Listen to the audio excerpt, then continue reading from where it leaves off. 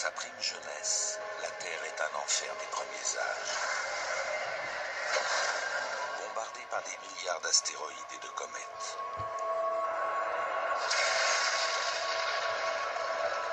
Le Soleil est moins lumineux qu'à notre époque. La Lune, beaucoup plus proche de la Terre. Aucune trace d'eau. De sa surface brûlée par les rayons ultraviolets, des éruptions volcaniques libèrent des gaz nocifs dans l'atmosphère primitive.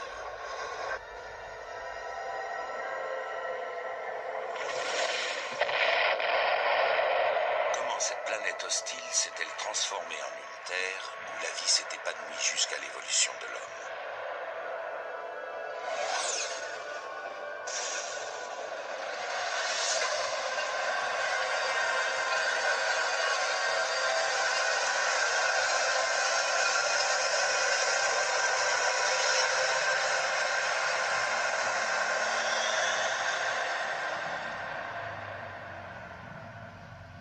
Notre Terre est âgée de plus de 4,5 milliards d'années. Afin de comprendre le gigantisme du temps géologique, imaginons que toute l'histoire de la Terre puisse se réduire à une seule journée de 24 heures. Si l'on remonte le temps à partir de minuit, les premiers humains foulent le sol de la planète exactement 30 secondes avant minuit. Les dinosaures apparaissent juste avant 22h50. Les premiers animaux multicellulaires commencent à évoluer à 21h05. Avant eux, seuls existent des organismes vivants unicellulaires dont les premiers spécimens apparaissent un peu avant 4 heures du matin. Ce film traite de la première heure du jour où une série de phénomènes extraordinaires a transformé une planète violente et hostile en ce monde qui nous est aujourd'hui familier.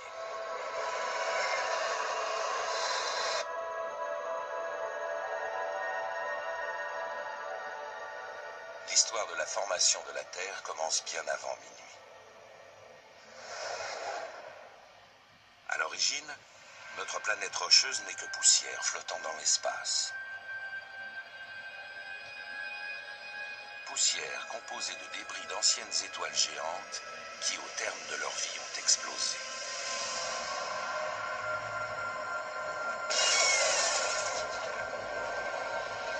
C'est de ces supernovae que proviennent tous les éléments que nous connaissons actuellement.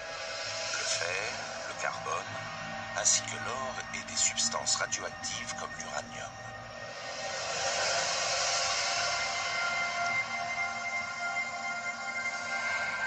En se refroidissant, la poussière d'étoiles se densifie. Sous l'effet de la gravité, le nuage de poussière s'effondre sur lui-même, formant un disque géant en rotation, la nébuleuse solaire.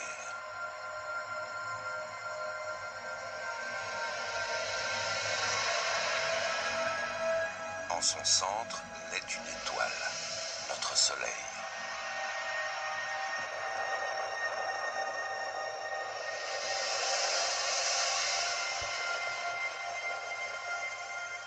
L'hydrogène et l'hélium, balayés aux confins du disque, se condensent pour former les planètes gazeuses. Il ne reste plus alors que des grains de poussière en orbite autour du Soleil. Les grains de poussière tournent autour de ce jeune soleil comme sur un champ de course, et parfois ils entrent en collision.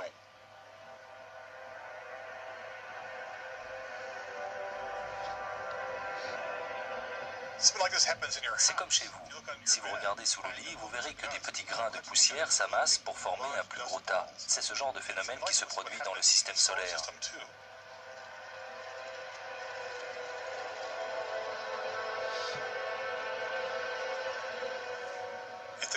Si les grains se heurtent lentement, selon une trajectoire basse, ils s'accumulent pour former une plus grande masse qui grossit peu à peu.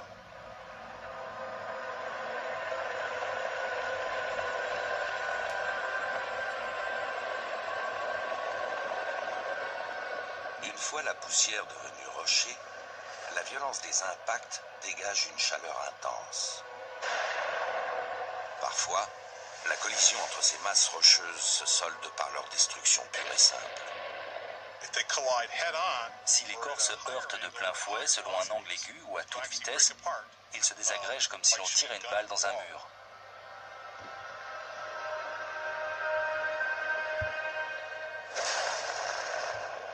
Pourtant, certains de ces rochers résistent au choc. Au fur et à mesure qu'ils grossissent, leur gravité augmente, attirant d'autant plus d'objets. 10 000 ans plus tard, ces corps planétaires appelés planétésimaux prennent une telle ampleur qu'ils deviennent des sphères rocheuses de 16 km de diamètre.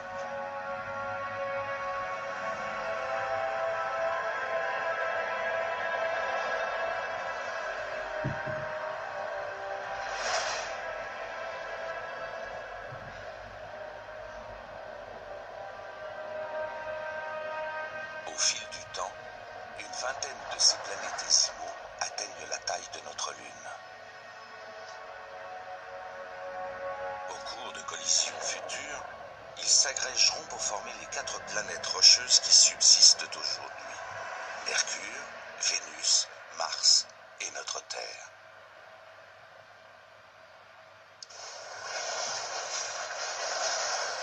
Il est minuit, et là commence l'histoire de notre planète naissante.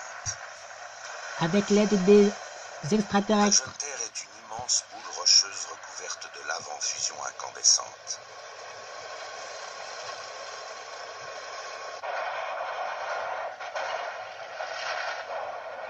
Il est pratiquement impossible aux scientifiques de déterminer la date exacte de la naissance de notre planète, car toutes les traces de la Terre primitive ont depuis longtemps disparu. Les seuls indices dont disposent les chercheurs se trouvent dans les autres corps célestes formés à la même période. Les astéroïdes, débris rocheux, vestiges de la formation du système solaire. Et des planètes. Entre Mars et Jupiter, plus de 3 trillions de corps rocheux sont prisonniers de la ceinture d'astéroïdes. L'attraction. Certains d'entre eux sont aussi primitifs que les grains de poussière dont est issue la Terre.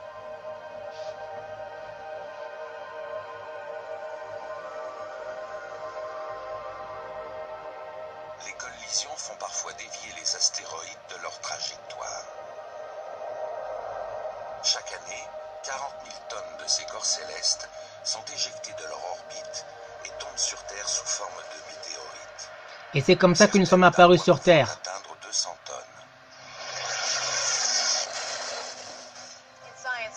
Un communiqué scientifique. Une météorite qui a illuminé le ciel du Canada nous éclaire sur le passé lointain. Une boule de feu a traversé le ciel au-dessus de Whitehorse, dans le sud du Yukon, tôt mardi matin. Les habitants ont été les témoins oculaires de la chute spectaculaire d'un météore en feu. Sa taille est telle qu'il a laissé derrière lui cette traînée de poussière. Au Canada, un pilote de la région est le premier à repérer cette météorite. Des débris de l'explosion de la boule de feu sont tombés dans le lac Tagish, qui au mois de janvier 2000 est entièrement gelé. Le pilote prélève quelques fragments dans la glace et, comprenant qu'il vient de faire une découverte importante, en envoie un échantillon à la NASA. La grande découverte de l'humanité, bien sûr. Michael Zolensky, expert en météorites à la NASA, reconnaît immédiatement une chondrite carbonée, météorite composée de la même poussière que celle qui a formé la Terre. La NASA réunit à la hâte une équipe de scientifiques. Leur mission, recueillir le plus possible de débris de la météorite. C'est une occasion rêvée. De savoir 3000 fragments de la météorite disséminés dans le lac gelé d'où pourraient nous chacun venons. recevoir des indices sur le commencement de la Terre. Les scientifiques espèrent que les fragments n'ont pas été contaminés et qu'ils présentent toujours les mêmes caractéristiques qu'à leur formation il y a 4 milliards et demi d'années.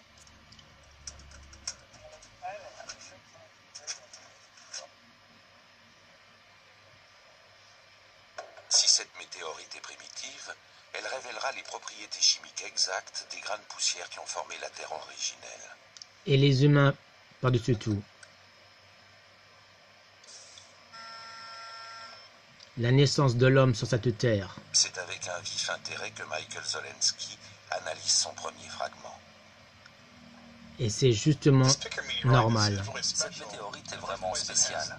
Elle a la plus haute teneur en carbone et la plus forte concentration de grains interstellaires de toutes les météorites.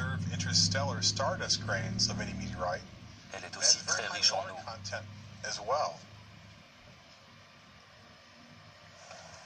La formation de ces fragments ayant eu lieu en même temps que celle des planètes, ils sont utiles dans la datation précise de la création de la Terre.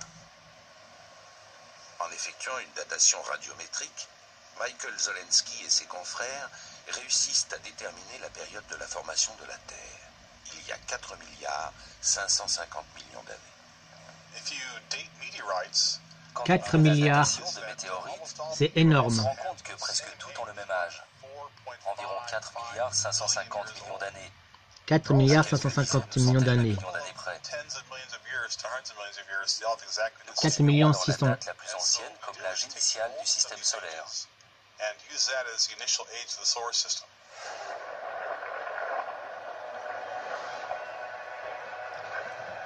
Nous sommes venus sur Terre grâce à une L'histoire de météorite. notre planète a commencé. Et la race humaine également.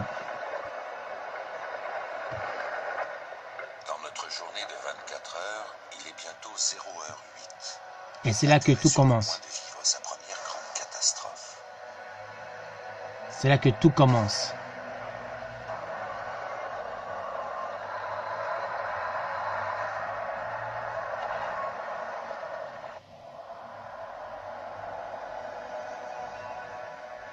Il y a 4 milliards et demi d'années, la Terre est une sphère rocheuse non différenciée. Des volcans déversent d'énormes quantités de lave sur sa surface bouillonnante.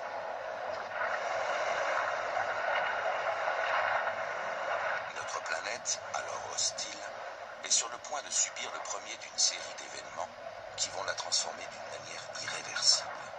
Et c'est du radical.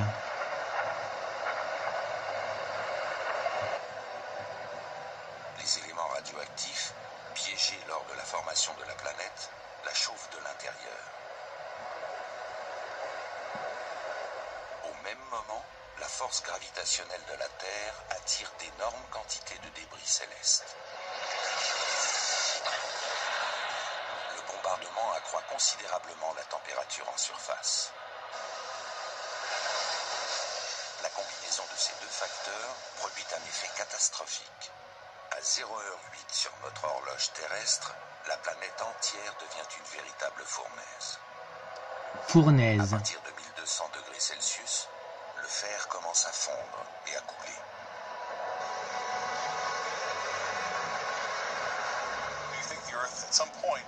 Nous pensons qu'à un moment donné, la Terre n'était qu'une gouttelette de magma en fusion flottant dans l'espace. Dans une masse entièrement fluide comme celle-ci, les éléments les plus denses, y compris le fer, plongent dans les profondeurs, tandis que les éléments plus légers, comme les corps riches en carbone et en eau, remontent à la surface et y flottent comme des algues sur un lac.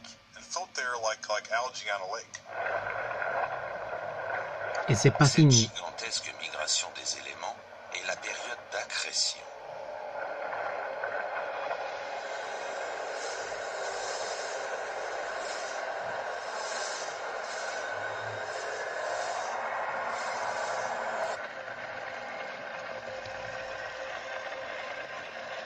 Le fer, qui s'accumule au cœur de la Terre, forme un noyau liquéfié d'une dimension égale aux 3/4 de la masse lunaire. Des tourbillons de ce métal en fusion naît une force invisible qui, aujourd'hui encore, participe à notre survie, le champ magnétique terrestre. Et heureusement d'ailleurs. À l'intérieur du noyau fluide, une convection agissant comme une dynamo génère des courants électriques qui, à leur tour, transforment la Terre en un aimant géant doté de 2 pôles magnétiques, l'un au nord Et l'un au sud.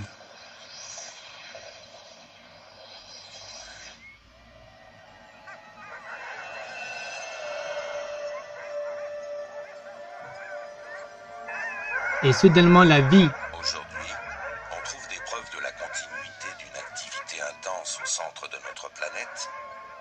vastes étendues enneigées de l'archipel arctique canadien. Depuis 30 ans, Larry Newitt, de la Commission géologique du Canada, part chaque année à la recherche du pôle Nord magnétique. Il passe des semaines d'affilée dans cet univers glacé, à des centaines de kilomètres de toute civilisation, sous des températures jamais supérieures à moins 20 degrés. Oui, mais on s'en fout. Je vais dans l'obligation de avancer quelques secondes la vidéo. Car son travail consiste à relever la position exacte du pôle magnétique. C'est cela même. La position changeante du pôle magnétique prouve qu'à l'intérieur du noyau terrestre métallique fluide, les courants de convection sont perpétuellement en mouvement. Très en mouvement. Sans ce noyau de métal liquide, la Terre primitive aurait été dépourvue d'atmosphère et la vie n'y serait jamais apparue. Mais comme tout a été fait dans le bon sens... La raison en est simple. L'espace n'est pas viable. Et non. Il fourmille de particules chargées hautement dangereuses qui peuvent être 10 fois plus mortelles que les radiations d'une explosion nucléaire.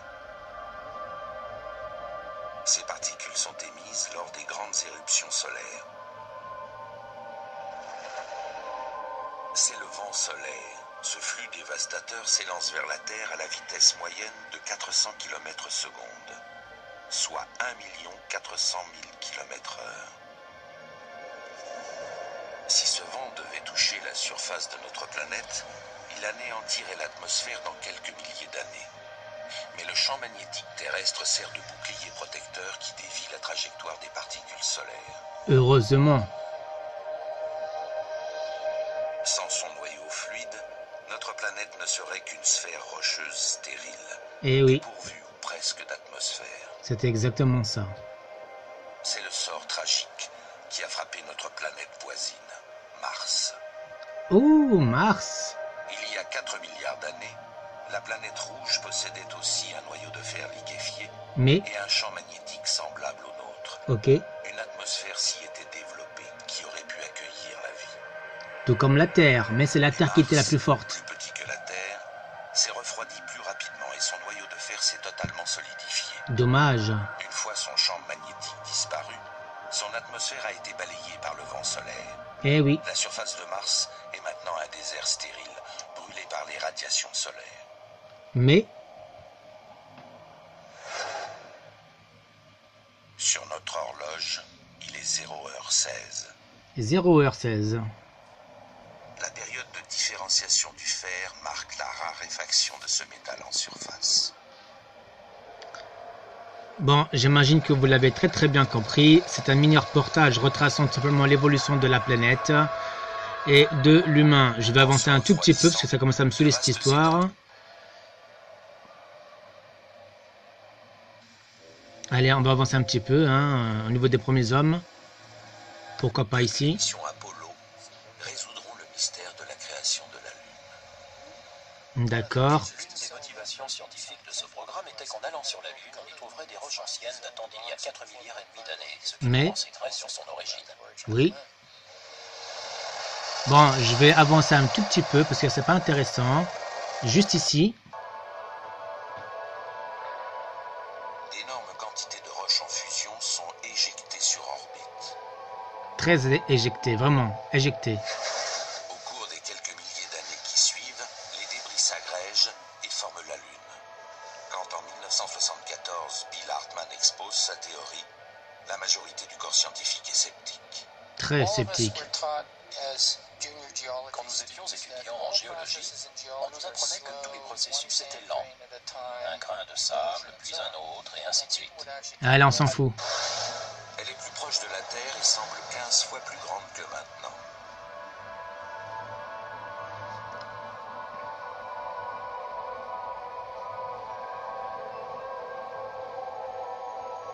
Mais tout cela n'explique pas À la suite de cette violente collision, l'évolution de l'être humain sur elle-même 5 fois plus vite qu'aujourd'hui. La journée ne dure que sur 5 cette terre, ou l'apparition néanmoins, comment nous sommes venus sur Terre. exerce une énorme force d'attraction à la surface de la Terre. Ça ne l'explique pas. Mais je vais Le sol terrestre zapper un petit peu. puis retombe avec une amplitude pouvant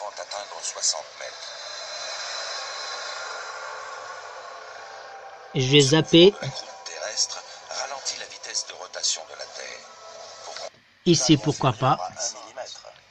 Nous les respirons, elles sont présentes dans notre nourriture, mais elles sont difficiles à trouver, sauf dans des endroits bien précis. Pour disposer d'échantillons purs, il est primordial de capturer les particules avant qu'elles ne traversent l'atmosphère, qui les contaminerait.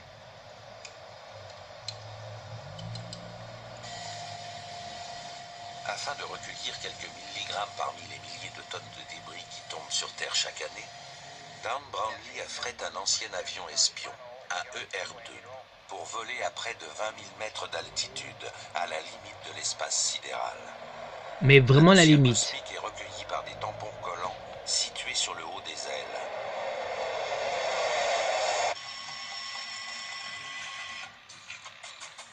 Bon, vous savez quoi, Sur les amis? Terre, les confrères de Don Brownlee coupent les particules en lamelles très fines avant d'en faire l'analyse chimique. Je vais sûrement accélérer d'une grande vitesse, parce que là, il y a à peu près 1h20 de vidéo. Chaque particule a une épaisseur inférieure au dixième de celle d'un cheveu. Voilà, je vais vous le mettre juste ici. Il aura fallu 7 heures pour que tout le fer sorte des océans. 7 heures, hein, et c'est énorme. Donc en regardant votre montre, en 7 heures, il y a quelque chose qui se met en place. L'excès d'oxygène produit L'évolution, par l'humain, commence à la Terre, la s'accumuler vie. dans l'atmosphère.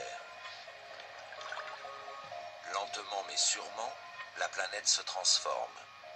Dans les 8 heures qui suivent sur notre horloge, la teneur en oxygène produit par les microbes atteint presque son seuil actuel, 21%. Il est 21 heures. Les microbes, hein, très intéressant pour l'évolution de l'humain. Sans les cyanobactéries, il n'y aurait pas d'oxygène sur la planète. Voilà. La Terre serait encore enveloppée de gaz toxiques. Il n'y aurait ni plantes, ni animaux, et l'homme n'aurait jamais vu le jour. Heureusement que les bactéries sont là, hein. L'oxygène sert aussi à protéger la vie contre les rayons ultraviolets mortels du Soleil. Sans déconner. Les molécules d'oxygène commencent à se libérer dans la haute atmosphère. Progressivement. Ainsi naît la couche d'ozone. La couche d'ozone. Voilà. Une des incroyables propriétés de la couche d'ozone est qu'elle fait écran, comme une crème solaire sur la peau. Elle filtre les radiations nocives. Protégée par la couche d'ozone, la vie peut enfin évoluer en organismes beaucoup plus complexes. L'évolution de toutes les autres formes de vie sur notre planète ne représente que les 3 dernières heures de notre journée de 24 heures. 3 dernières heures de notre journée de 24 heures. Le premier organisme multicellulaire émerge à 21h06. 21h06. Le premier poisson à 21h22. Ouh là là. Les insectes à 21h40. Ouh. Les reptiles à 22h20. Les reptiliens. À 22h50, les dinosaures foulent le sol de la planète. 22h20, les reptiliens. Les premiers primates apparaissent à 23h40. Vous voulez que je vous la remette un peu en arrière? Et dans les 30 dernières secondes, c'est au tour de l'homme. Attendez, on va juste revenir un peu en arrière. L'air émerge à 21h06. Écoutez bien. Le premier poisson à 21h22. Écoutez bien l'heure des reptiles. Les insectes à 21h40. Notez bien. Les reptiles à 22h20. 22h20, les reptiles. À 22h50, les dinosaures foulent le sol de la planète. Allez, on se la remet un petit coup une dernière. L'organisme multicellulaire émerge à 21h06. La première. Le premier poisson à 21h22. Oui. Les insectes à 21h40. Écoutez bien les reptiles. À 22h20. 22h20, les reptiles. À 22h50, les dinosaures foulent le sol de la planète. Les premiers primates apparaissent à 23h40. Les reptiles, c'est en premier par rapport à l'homme. Dans les 30 dernières secondes, c'est au tour de l'homme. Donc l'homme est apparu largement après les reptiles. De minuscules bactéries ont dominé le monde pendant 3 milliards d'années, les 2/3 de l'histoire de la Terre. On va revenir quelques minutes juste ici. Ce n'est qu'à l'avènement de 1h40, les reptiles à 22h20. À À 22h50, les dinosaures foulent le sol de la planète. Allez, on se la remet encore un tout petit peu. À 23h40. Prenez, Le premier organisme multicellulaire émerge à 21h06. prenez des notes Le premier poisson à 21h22. sur les reptiliens. Les insectes à 21h40. Les reptiles. À 22h20. À 22h20, les reptiles. Vous voyez? À 22h50, les dinosaures foulent le sol de la planète. Les dinosaures. Les premiers primates apparaissent à 23h40. Les premiers primates avant l'homme. Les premiers avant l'homme. Je me répète, hein, bien avant l'heure. Dernière seconde, c'est au tour de l'homme. C'est-à-dire l'homme est apparu à minuit. À minuit. Bactéries ont Donc ça veut dire que les reptiliens, justement, les reptiles, hein, je parle que des reptiles, l'histoire de la Terre. sont les premiers, on va dire, animaux, on va dire ça comme ça, avant la fusion avec l'homme, donc les reptiliens. Donc ces reptiles à 22h20. Vous voulez qu'on réécoute encore un tout petit peu? L'air émerge à 21h06. Écoutez bien. Le premier poisson à 21h22. Les insectes à 21h40. Les reptiles à 22h20. 22h20 les reptiles. 22h50, les dinosaures foulent le sol de la planète. 22h50 les dinosaures. Les primates apparaissent à 23h40. 23h40 le premier primate. Et dans les 30 dernières secondes, c'est au tour de l'homme. Minuit pile. Minuit. L'homme, la naissance de l'homme, à minuit. Dominé le monde pendant 3 milliards d'années. Ça veut dire que les reptiles L'histoire ont été les premiers avant les humains. Et forcément, mais je dis bien forcément, il y a eu ce qu'on appelle une accélération de l'évolution humaine grâce aux reptiles. Donc, voilà, bon, on comprend bien, reptile égale animal, on est d'accord. Mais il y a une poussée soudain, je le sais, hein, c'est pour ça que je vous le dis, entre le reptile, donc le lézard, les dinosaures, et l'humain. Moi, je pense qu'il y a eu quelque chose entre le reptile, pendant la période du reptile à 22h20 et à minuit. Donc comptez bien à 22h20 le reptile jusqu'à minuit l'humain. 22h20. Ces Comptez bien. micro-organismes ont transformé la planète entière. Sans eux, la vie telle que nous la connaissons ne pourrait exister. En moins de 2 heures, hein. En moins de 2 heures après, c'est l'aube. Sur l'échelle du temps, quoi. Sinon, il faut beaucoup de temps. Hein. Donc, ces reptiliens, ben, ils veulent récupérer leur terre. Voilà pourquoi ils sont parmi nous au jour d'aujourd'hui, les reptiliens. Bon, ben écoutez, moi j'espère que vous avez aimé cette petite vidéo. J'espère que repassez là encore et encore, hein, ok. Bon, ben ce qui va suivre, c'est pas intéressant, on s'en fiche. Oh, quoique, vas-y, je vais laisser un petit peu, mais vraiment un tout petit peu, hein, j'aurai pas beaucoup de place, mais voilà. Donc c'est la naissance de la Terre, le grand mystère de sa formation. Donc c'est un juste documentaire géologie.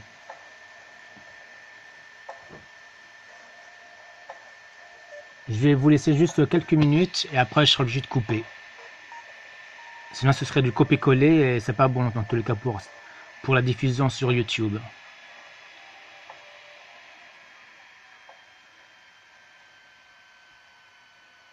La Terre, notre planète, unie, toujours en mouvement et en métamorphose. Toujours en métamorphose. S'entrechoquent. Les volcans grondent et crachent leur colère. Les glaciers avancent ou cèdent du terrain. Ces forces titanesques, jamais en repos, nous ont laissé en héritage bien du mystère géologique. Dans cet épisode, nous remontons le temps pour enquêter sur le plus grand de ces mystères, la naissance de la Terre. Non, c'est déjà fait. Allez, je vais couper dans... Allez. Comment notre planète s'est-elle formée à partir de la poussière du système solaire? Allez, on vient juste de le voir. Allez, je vous remercie infiniment d'avoir visionné cette vidéo. C'est Nicky Skyline Face, Medium Profiler Spirit. Si j'ai fait cette petite vidéo, c'est juste pour vous faire comprendre, juste pour que vous ouvriez les yeux, que nous venons de l'espace. Donc, nous sommes des extraterrestres, tout simplement. Ça a été dit et redit encore et encore. À 22h20, les reptiles ont été les premiers. Et à minuit, c'est les hommes. Entre les reptiliens et les hommes, il y a eu les dinosaures. Donc, il faut bien se mettre dans la tête que nous ne sommes pas nés de cette planète. Nous avons été mis sur cette planète par rapport à ces météorites arrivant de partout, depuis l'espace, cognant par rapport à la force, bien sûr, qui se créait, tout simplement. Bref, nous venons de l'espace, tout ça pour dire, voilà, nous sommes tous des extraterrestres. Que vous le vouliez ou non, nous sommes des extraterrestres. Voilà, c'est Nicky Skyline Face, Medium Profiler Spirit et Investigation. Je vous remercie infiniment d'avoir visionné cette petite vidéo. N'oubliez pas de liker, de mettre un commentaire dans la description. Je me ferai un plaisir de vous répondre. Allez, ciao et à plus tard. Merci et au revoir.